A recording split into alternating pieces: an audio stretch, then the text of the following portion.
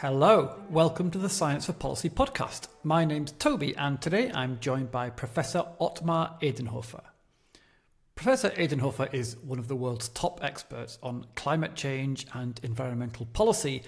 I'm going to read you selected highlights from his biography, but excuse me while I first take a very deep breath. He is the scientific director of the Potsdam Institute for Climate Impact Research and of the Mercator Research Institute on Global Commons and Climate Change. He's served as a lead author and co-chair for the IPCC, as well as taking advisory roles, among others, for the German federal government, the OECD, the European Commission, the World Bank, and, as it happens, the Vatican. He's Professor of the Economics of Climate Change at the Technical University of Berlin, and he has a background in economics, obviously, and I'm delighted to say philosophy. And finally, he's the chair of the recently established European Scientific Advisory Board on Climate Change, which we're about to discuss in some detail. So, Ottmar, welcome to the podcast. Very nice to be here. Now, listeners might have picked up that you have something of an interest in climate change from that introduction. But I mentioned that your background is originally in philosophy, and as far as I can see, you've worked in public health and humanitarian aid, and you once belonged to a Jesuit order. So, if you don't mind me asking, what's the journey that gets you from there to here? Yeah, that's a good question.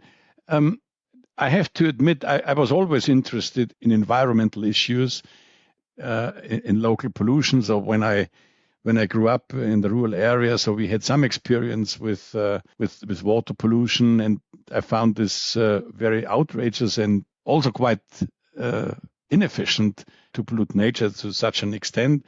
And then I grew up basically during the publication of the Club of Rome and the two oil price crisis. And I had a strong interest also in biology and in natural science. But then I thought, solving all that problems, it might be good to become an economist and a philosopher. So in that sense, I had always an interest, even during my work in the war in Bosnia. So I never lost that. And I always like to think in a structured and in a formal way about ethical issues, but also about economic issues. Yeah. I remember the days when what it meant to be an environmentalist or interested in the environment was to be concerned about things like, as you say, local pollution or acid rain or the hole in the ozone layer. That was a big thing. Climate change and carbon emissions haven't even crossed our mind. No, it was not about global warming. It was about local pollution. It was also the debate about, in Germany at least at this time, about nuclear energy and energy efficiency. And the publication of the Club of Rome basically brought to the broader public, brought to the attention that there might be at some stage, we are running out of fossil fuels. And this is not the case. Given the limiting disposal space of the atmosphere, we have today an oversupply of fossil fuels. But at this time, many people thought, so we are running out of oil, gas, and coal. Yeah, indeed. So before it was a real existential concern, it was still a kind of pressing short-term issue, or so we thought.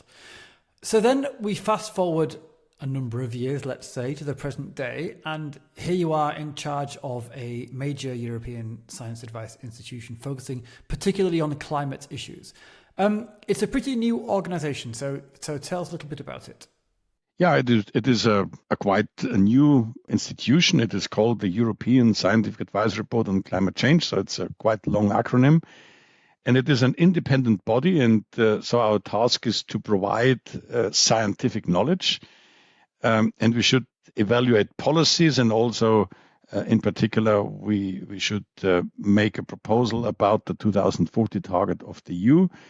And this is basically also in the European climate law. So we are not just a body of experts and academics thinking how wonderful the world would be if they would run the business, but it's to provide the best science for the decision makers in the parliament, in the commission, and also in the council.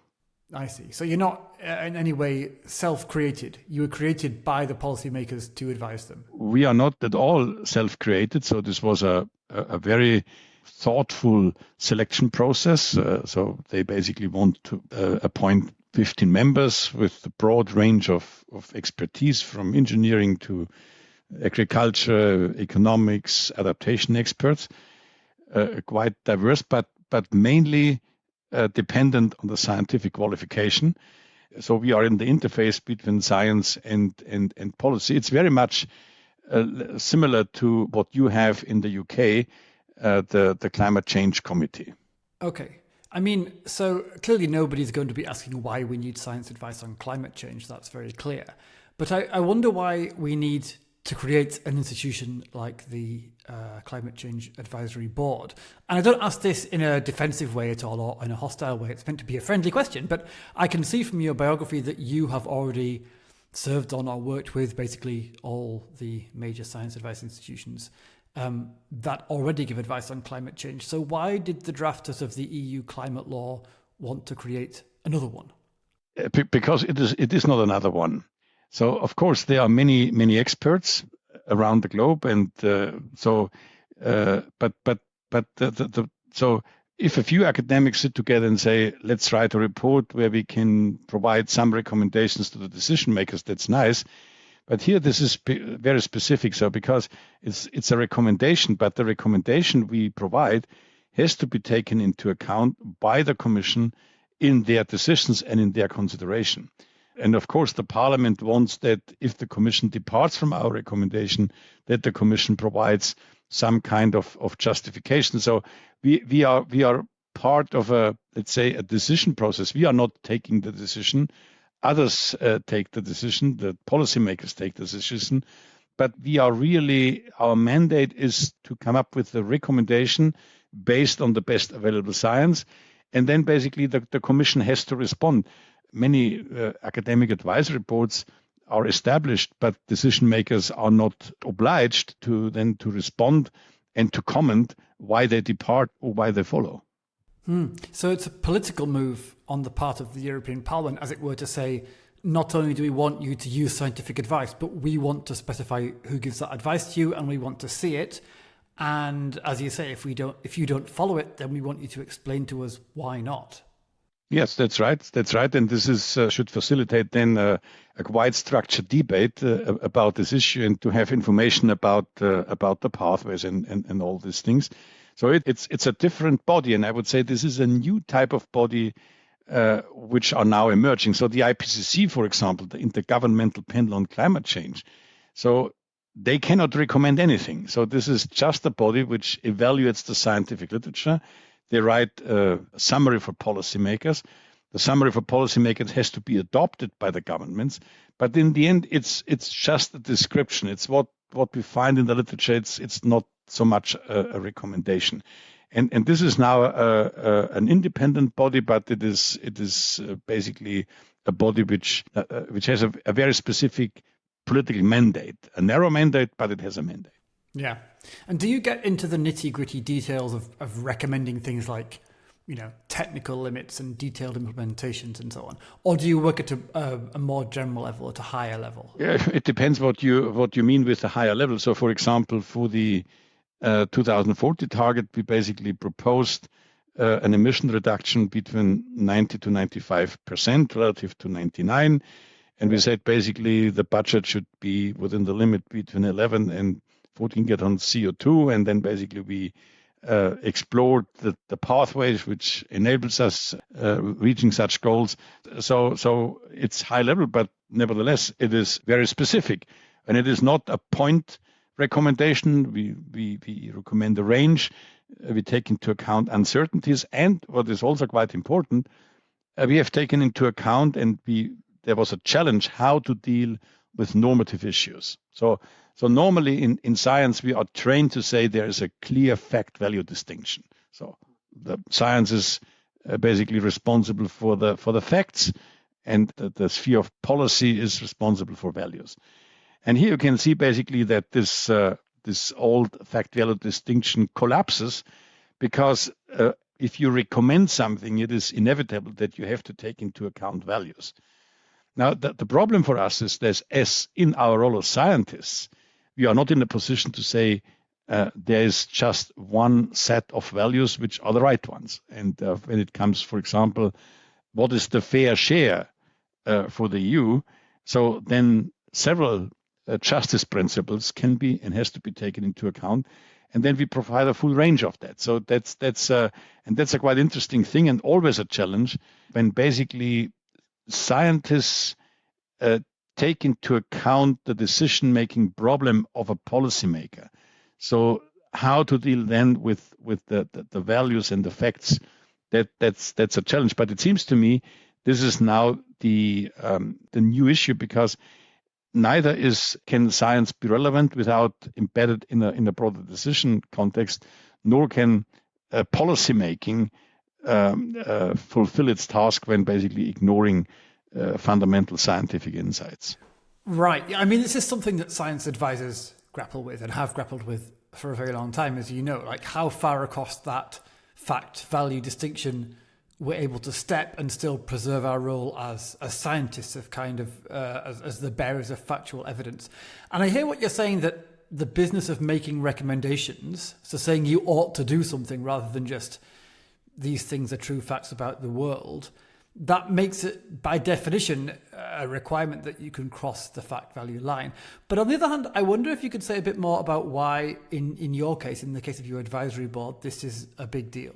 Because don't you actually find yourselves in the position of having the values, the targets, the political objectives set in advance by policymakers and decided and written down, in fact written down in law in many cases? I mean, if they're asking you for recommendations about how to achieve a particular policy objective that they've decided should be achieved, can't you basically take that evaluative component as an input and simply give advice contingent on that? So essentially saying, since you tell me that you value this particular outcome, here's how the science says you can get there. First of all, the most important thing is if you basically spell out what are the implications of political decisions which have been already taken, this in itself is a very healthy exercise.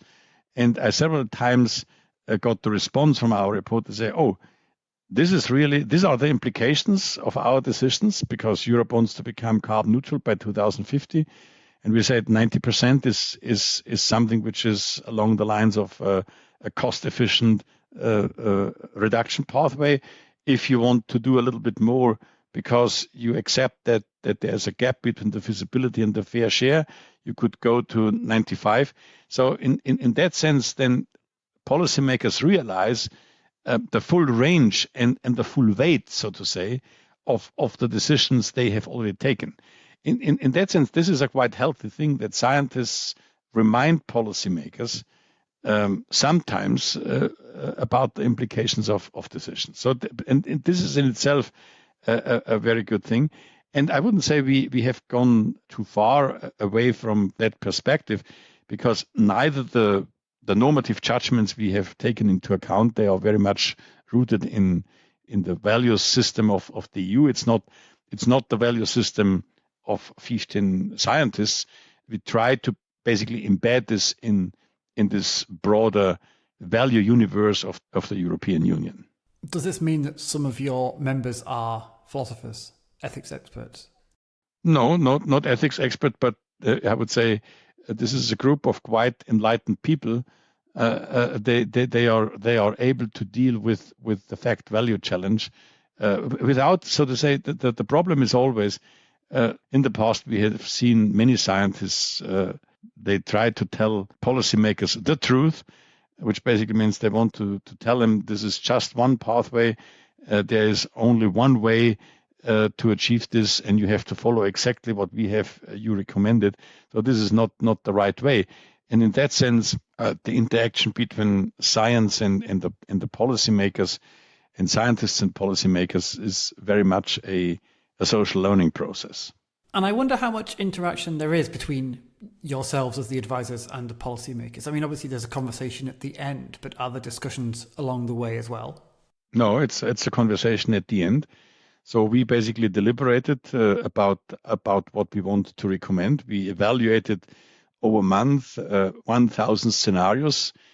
We filtered these scenarios, and then in the end we came up with 5 to 7 scenarios, which basically we perceived as plausible and fulfill some feasibility constraints.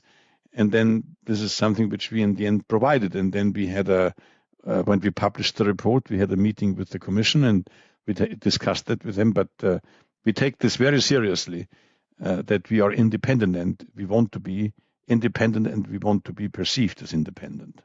Yeah, good. Well, so let's get into the details a bit on that. Are there particular measures that you've taken to ensure your independence and, as you say very smartly, also to ensure that you can be recognised as independent?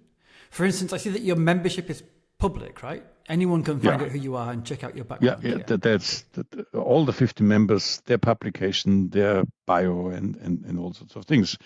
And then also, so we basically were silent during our deliberation.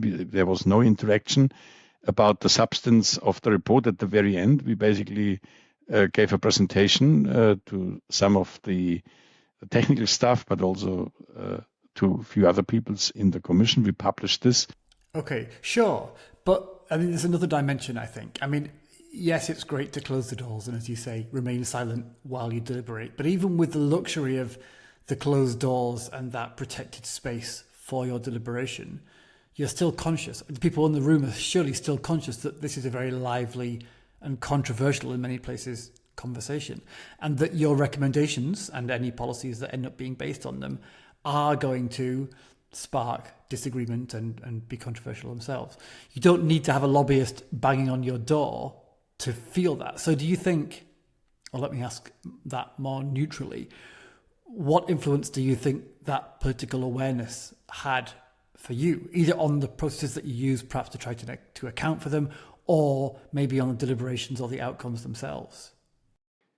I would say I never felt that we thought, okay, we cannot say this and that because there are powerful lobby groups or it is not appreciated by the policymakers. But of course, we are not operating and we are not living in a vacuum. And in that sense, I would say we be very careful how to communicate. Communication always means the meaning of words, the meaning of concept. This is something, it's not about your intention, what do you want to say, but in the end, so to say, how concepts are used in the broader public. And we basically invested a lot of time to make our message, our recommendations as clear as possible, right? So in that sense, I would say this is a reflection, so to say, we want to communicate effectively, which basically means we want that our report is perceived according to our knowledge and according to our attention. So in that sense, of course, we are part of a global debate. We are also part of the international scientific community. And also we basically evaluated the scenarios. We used some of the models. We had interaction with modelers and also with the data and evaluate the data. But we had never discussions in the sense that we are concerned about any kind of political pressure or about some negative response from lobby groups, be it from the industry or from the NGO community. Okay. And was there any internal discussion among yourselves about how strongly to phrase your conclusions? You know, once you decided what the substance was of what you want to say, did you then talk about whether it was wiser to come out very strongly or be diplomatic, for instance? I think, so what was our task and what was our mandate? We should come up with the recommendation for the 2040 target. And I think we have been crystal clear, 90 to 95%. We have basically defended in the report the range. The 90% leans to the cost effective or the cost efficient pathway, and we take into account some environmental and some technological feasibility issues. And then the 95, we thought, so to say, how far can we go when basically we want to close the gap between the highest ambition level and the fair share. And then we basically come up with, CDR, the carbon dioxide removal is important before 2030 and after 2050, and also mitigation action outside the EU. I think that's quite crystal clear, and it is plain language, not credible diplomatic. I would say everybody can understand this, and it can be debated. Yeah, and having seen the communications you put out so far, especially over the summer, it looks to me from the outside and as a non-expert clearly like that's been achieved. And then hearing you say that you want it to be clear so that then the debate could be based on a clear statement of the evidence, that I think is a good way of thinking about it. And the message that you came up with as a result was actually pretty strong. Yeah, it was a strong message, but again, the strong message came from the fact that the EU basically decided already to become carbon neutral by 2050. And if you do the calculation, the between 90 to 95%, so still in 2040, we have some fossil fuels in the system. We want to be carbon neutral. We were quite explicit, even if we take into account a lot of demand side reactions. So CDR, carbon dioxide removal technologies remain very crucial. So in that sense, it is a clear message, and there was no need for that to be diplomatic. Yeah, that's very well put. And given that, do you have a specific intention or even a mandate to communicate beyond policymakers to the general public? I would say, first of all, the mandate is to come up with a recommendation, and this recommendation has to be taken into account by the Commission, specific decision makers. This is our primary task. And of course, we want to be understood by the broader public in the parliament and also in the broader civil society. And I think for the Commission and the parliament, they understood the message quite clearly. And so they realized how ambitious and we should be and what challenges are ahead of us. Mm-hmm. And do you intend then to comment on the debate, on what happens next? So will you yourself and the other experts on the advisory board follow the public conversation and chip in and contribute as it continues? Or do you intend to just kind of deliver your report and walk away? It depends a little bit how the debate evolves. So if there are specific misunderstandings or twists in the debate, which we feel this is a misinterpretation of the report, then they will definitely respond.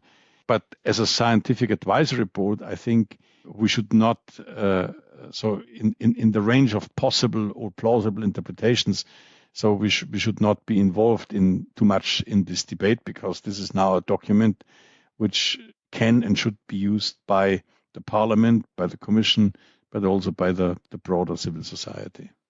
Yeah. And one would hope there'd be enough advocates for your work in the political arena without you having to wade in and do that yourself. Yeah, so there will be some advocates, there will be pros and cons. I think that's how the whole thing will evolve. And of course, so the Commission has now the right to say, okay, we have taken into account all these aspects and we come up with a less ambitious or even a more ambitious target. So they are the policymakers. Our task is to provide the best available science. And let me highlight this. So best available science does not mean there is no uncertainty. This does not mean that there might be turn out in the future that we basically have underestimated some costs and we have overestimated other costs. So it's important that to see or to perceive scientists and science in such an endeavor as part of a social learning process and not just as a truth-telling machinery for the king or the queen, and then the queen or the king decides with all the wisdom with any deliberation. So this is not how democratic societies work, right? It's a pluralistic democratic society rely on pluralism. They rely on science. They have to deal with values. So in that sense, it's a complicated process.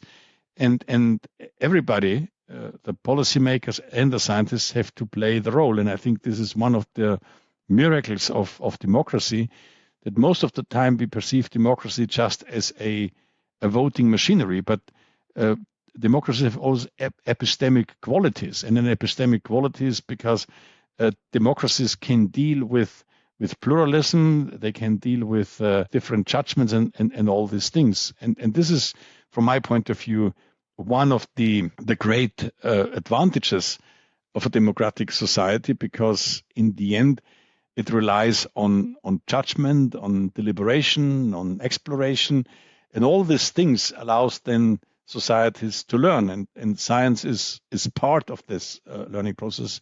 We have our own role, others have others' role, and in that sense, based on this division of labor, we hope that we can create institutions which in the end help us to absorb the best knowledge. And this is also the whole idea of enlightenment, right?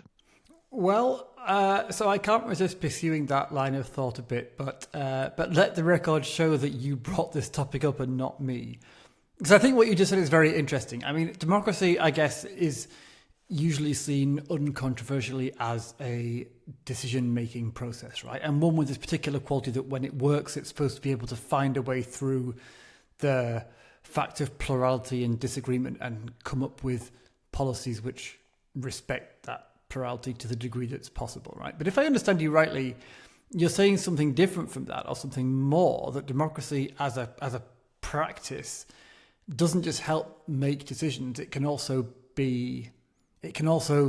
contribute to our understanding of the world. It can contribute to our knowledge of facts. Is that what you meant when you said it's an epistemic process too? So democracy, like as a way to gather more knowledge, as well as a way to decide how to deal with that knowledge. Yes, this is exactly what I am saying, and they are basically there's a literature on this. So how diverse juries, so to say, are able to absorb knowledge and create knowledge and disseminate knowledge in a much better way than an autocratic king or an autocratic queen, right? Or the philosopher king of Plato.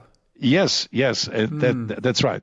So either the philosopher king or some sort of omnipotent decision maker, right? Mm-hmm. Or a bunch of technocrats, I guess. Very interesting.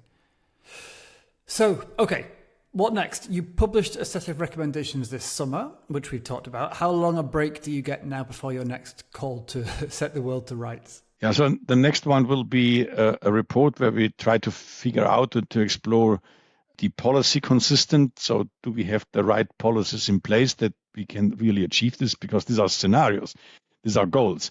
But in the end, what we are doing now, not only at the European Union, at the European level, so to say, we do this also at the national level. We try to figure out what kind of policy instruments work, which kind of policy instruments do not work, right? So in Germany, for example, we had a very heated debate about our heating systems and how to transform them.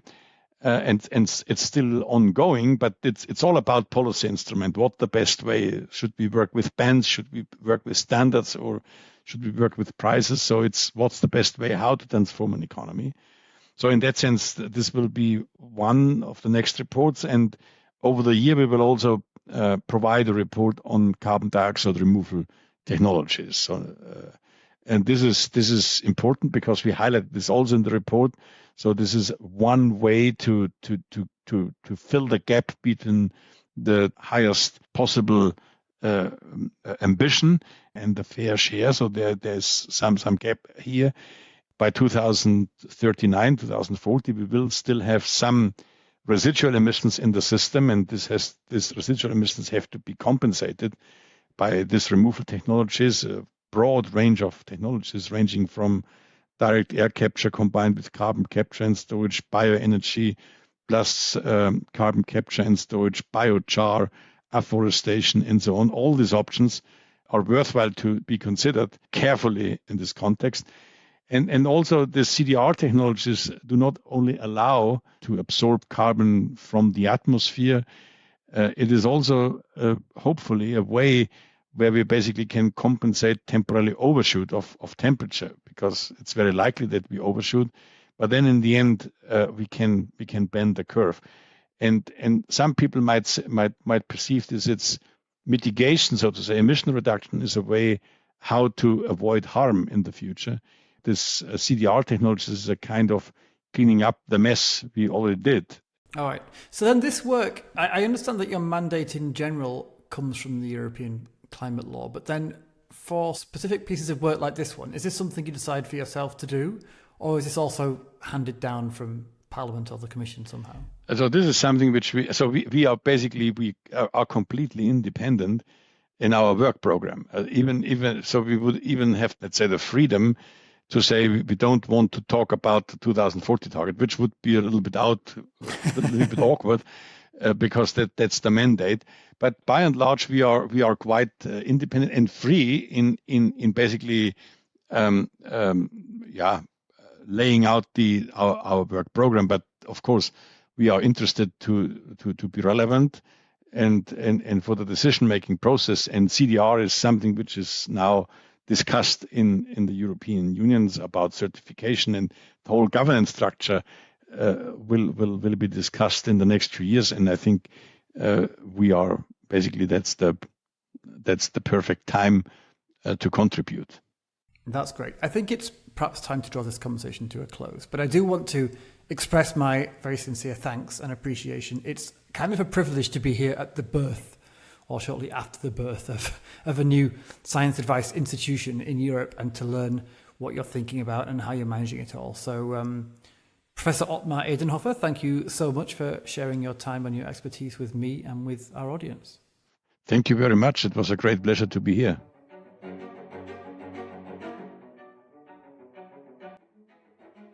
The Science for Policy podcast is created by Sapea. It's produced by me, Toby Wardman, with additional research and support from Agnieszka Pietrczuk. Sapea is a consortium of Europe's academy networks representing more than 100 academies, young academies and learning societies from more than 40 countries across Europe.